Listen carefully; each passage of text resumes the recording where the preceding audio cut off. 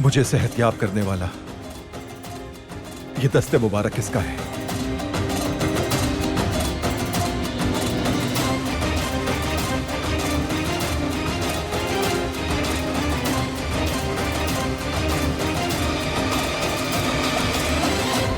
किसके हुजूर पेश हूं मैं?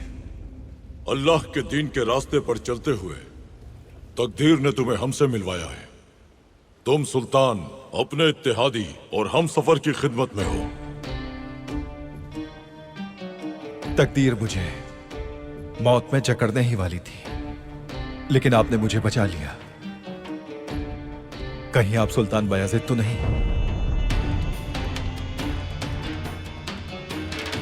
खंजर से मुनकता मेरी सांसें अल्लाह के हुक्म से वापस लौट आई है, अल्हम्दुलिल्लाह।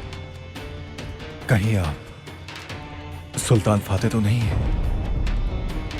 आप कौन है मुझे बताएं। माजी में मत लौटो, मुस्तकबिल देखो, तुम मुझे वहीं पर पाओगे।